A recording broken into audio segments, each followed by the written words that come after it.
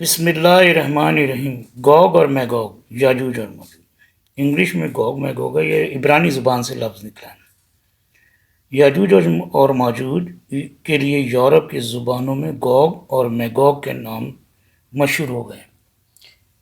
یہ یونانی زبان کے لفظ تھے، اور جو یورپین زبانیں لاطینی اور یونانی زبانوں کا ہی مکسچرس ہیں،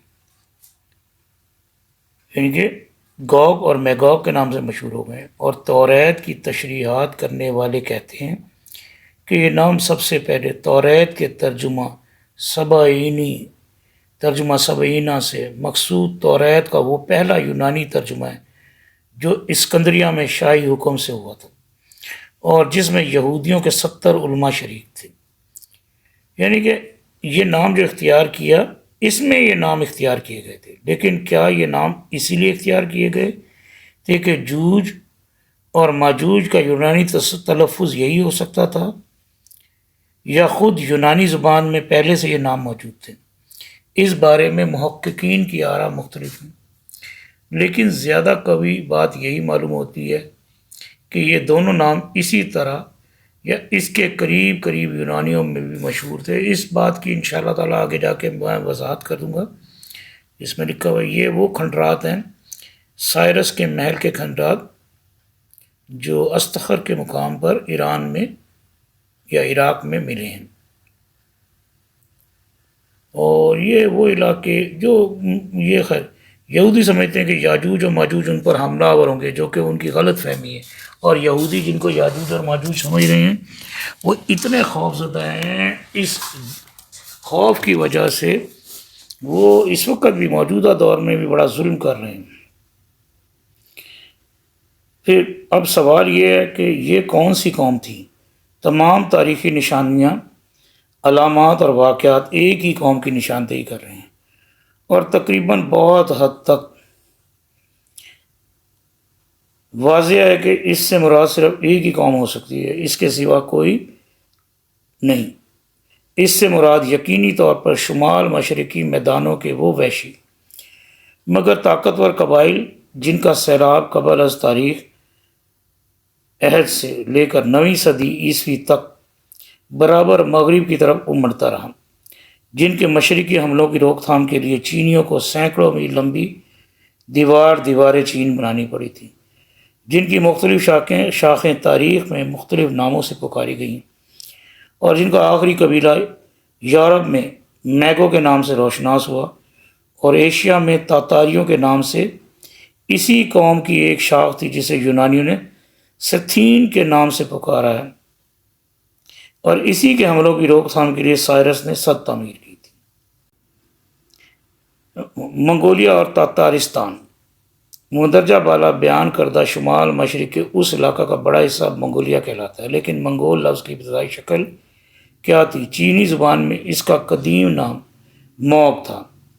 یقیناً یہی موگ ہے جو 600 برس قبل مسیح میں یونانیوں میں میگ اور میگاگ پکارا جاتا ہوگا، اور یہی عبرانی میں ماجوج ہو گیا۔ چین کی تاریخ میں ہمیں اس علاقہ کے ایک اور قبیلہ کا ذکر بھی ملتا ہے جو یوچی کے نام سے پکارا جاتا تھا۔ یہی یوچی ہے جس نے مختلف قوموں کی بولی میں سے گزر کر اور مختلف ادوار میں سے گزر کر، یعنی کہ مخارج و تلفظ کی کوئی ایسی شکل اختیار کر لی تھی کہ یہی یوچی عبرانی زبان میں یاجوج بن گیا۔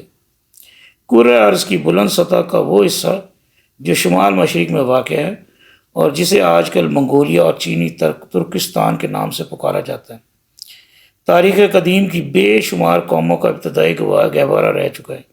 یہ نسل انسانی کا ایک ایسا علاقہ تھا جہاں پر نسل انسانی کی وحشی اور غیر متمدن قومیں آباد تھیں، اور جب ان کی وحشت، جنون اور بھوک بڑھ جاتی تھی تو وہ مشرق اور مغرب کی جانب حملے شروع کر دیتے تھے، اور اکثر ان علاقوں میں خون خرابہ اور قتل و غارت گری کرتے۔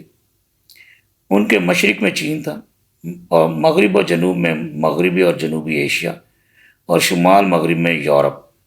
اس علاقے سے یکے بعد دیگر قوموں اور قبیلوں کے سیلاب امٹتے رہے۔ کچھ وسطی ایشیا میں آباد ہو گئے، کچھ آگے بڑھے اور شمالی یورپ تک پہنچ گئے، کچھ وسط ایشیا سے نیچے اتر گئے اور جنوبی اور مغربی ایشیا پر قابض ہو گئے۔ یہ قبائل جو اس علاقہ سے نکلتے تھے مختلف ملکوں میں بس کر وہاں کی تہذیب و تمدن اختیار کر لیتے تھے۔ یہ بھی ان یاجوج و ماجوج کا علاقہ دکھایا ہوا ہے۔ ان نقشوں کو جب میں اس کی ویڈیو لگاؤں گا تو اس میں ساتھ لگا دوں گا۔ اور پھر رفتہ رفتہ وہ ایک مقامی قوم بن جاتے تھے، یعنی کہ حملہ کرتے تھے وہی جنون ان کی نسل میں، لیکن جب وہ مہذب لوگوں میں گل مل جاتے، کچھ تہذیب سیکھتے، کچھ آگے نئی نسلیں بنتی، تو آہستہ آہستہ وہ تہذیب یافتہ ہوتے تھے، پھر وہ رفتہ رفتہ وہ ایک مقامی قوم بن جاتے تھے۔ لیکن ان کا وطنی سرچشمہ اپنی اصلی حالت پر باقی رہتا، یعنی کہ جس وطن سے آتے تھے وہ وطن اسی حالت میں تھا، کیونکہ ہر طرف سے بند تھا، کھانے پینے کی سہولتیں نہیں تھیں، بڑے سخت موسمی حالات تھے، یہاں تک کہ اس علاقے سے پھر قبائل کا ایک نیا سیلاب اٹھتا اور کسی نئے علاقے میں پہنچ کر ایک نئی مقامی قومیت کی تخلیق کر دیتا ہے۔ انہی قبائل کا ایک ابتدائی گروہ تھا جو آرین نسل کے نام سے پکارا گیا۔ اس کا ایک حصہ وسط ایشیا سے یورپ کی طرف بڑھ گیا، ایک نیچے اتر کر پنجاب میں آباد ہو گیا، ایک مغرب کی طرف بڑھا اور فارس اور میڈیا اور اناطولیہ میں بس گیا۔ اسے انڈو یورپین آریہ کے نام سے شناخت کیا جاتا ہے، کیونکہ یہ ہندوستان اور یورپ دونوں کی آریائی اقوام کے مورث سے اعلیٰ تھے۔ ان کا جو حصہ شمالی ہند میں بس گیا تھا اس نے اپنا نسلی خطاب برابر یاد رکھا اور اپنے آپ کو آریہ ورت کہتا رہا ہے۔ ہندوستان میں لوگ کہتے ہیں آریہ ورت اپنے آپ کو۔ جو میڈیا اور فارس میں بسا اس نے اپنی ابتدائی قیام کو ایریانا کے نام سے موسوم کیا، جسے اومستا میں ایریانا ویگو کہا گیا ہے، اور یہی ایریانا ایران ہو گیا۔ جو قبائل اناطولیہ تک پہنچ گئے تھے وہ غالباً ہٹیٹی کے نام سے پکارے گئے، جنہیں توریت کی کتاب پیدائش میں حتیٰ کہا گیا، اور مصر کے قدیم نوشتوں میں ان کا نام حتتی پایا جاتا ہے۔ جو قبائل یورپ میں پہنچے وہ گوتھ، فرانک یعنی شاید یہی فرانسیسی تھے، آلمان، اونڈان، ٹیوٹان اور ہن کے نام سے مشہور ہوئے، اور انہی کی ایک وسیع شاخ وہ بھی تھی جو بحر اسود سے لے کر دریائے ڈینوب کے بالائی وادی تک پھیل گئی اور ستھین کے نام سے پکاری گئی۔ وسط ایشیا کے مشرقی قبائل بھی جو بکڑیا بلخ پر تاخت و تاراج کرتے رہتے تھے ستھین ہی تسلیم کیے گئے ہیں، اور خود دارا نے اپنے کتبہ استخر میں انہیں اسی نام سے پکارا ہے۔ ہجرت کے ایک عمل کی وجہ سے ان قبائل کی 3 حالتیں ہو گئی تھیں۔ اول منگولیا کے اصل باشندے جو بالکل وحشی اور صحرائی تھے، اور ان کی یہ حالت بغیر کسی تغیر کے برابر قائم رہی۔ دوم بحر اسود کے شمالی ساحل اور شمالی یورپ کے قبائل جو اگرچہ اپنے اصلی وطن اور عادات و خصائل سے الگ ہو گئے تھے لیکن ان کی وحشیانہ خصوصیات نہیں بدلی تھیں۔ سوئم ہندوستان، ایران، اناطولیہ کے قبائل جو بتدریج شہریت و تمدن میں ترقی کرنے لگے اور پھر آگے چل کر 3 قدیم تہذیبوں کے بانی ہوئے۔